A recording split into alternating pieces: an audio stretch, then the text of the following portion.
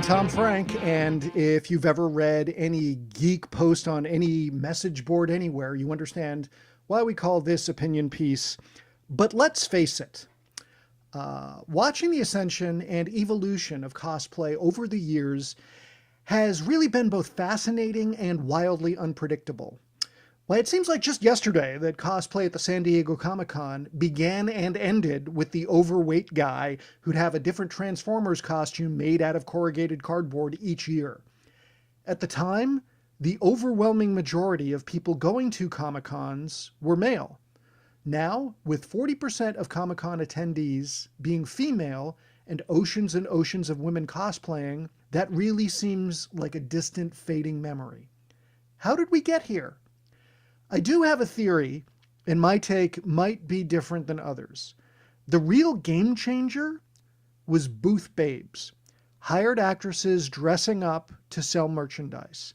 One year, out of nowhere, it seemed that ridiculously hot paid actresses showed up at SDCC and began filling the aisles in an attempt to draw traffic to booths. And there was controversy. Yes, booth babes are a staple at other types of events like auto shows, but the difference is that attendees at auto shows have at least some experience in talking to women.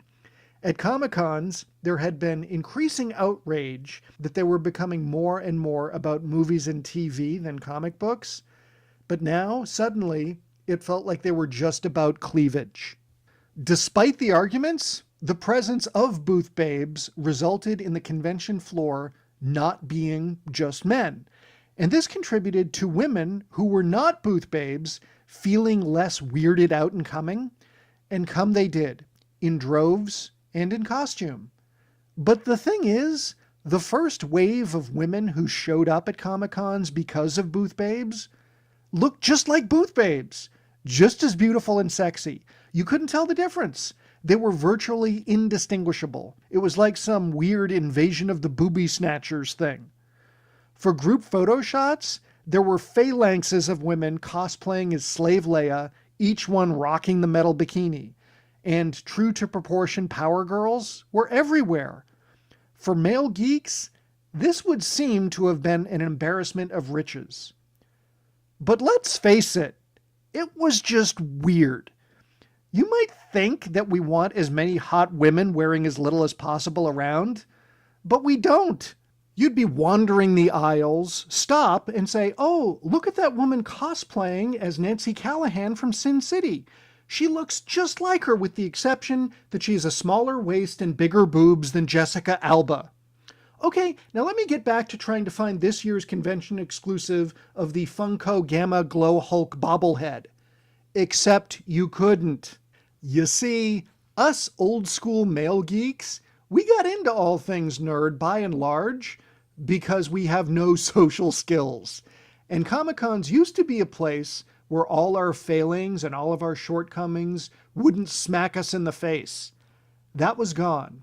Now, there was no excuse for us. We just had to stand there, drool, and realize we had no idea what the hell we were doing. To be clear, that's not the failing of women, not booth babes, not cosplayers, but ours as geek men. It was just so supremely bizarre that, all of a sudden, nothing but super duper hot women were flocking to the Super Bowl of Asperger's. There was indeed a problem, but it wasn't that women were now stampeding to Comic-Cons.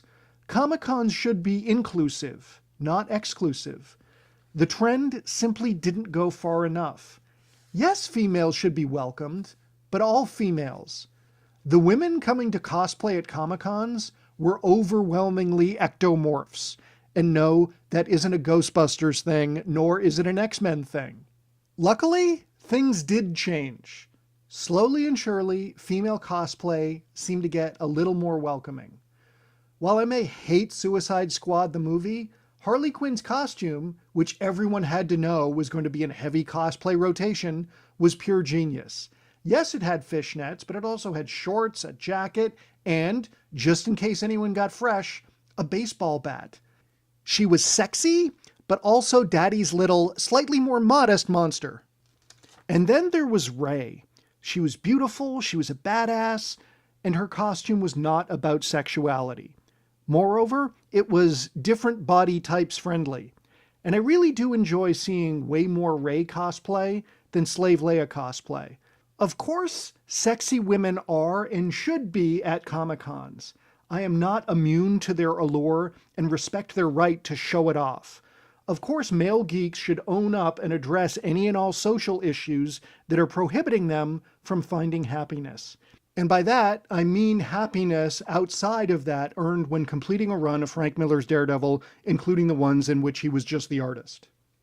But Comic-Cons and cosplay need to be all welcoming. And they're getting there. I want a Comic-Con that looks like Jakku, not the fembot manufacturing plant in Dr. Evil's lair. Because let's face it, true diversity in fandom is a good thing.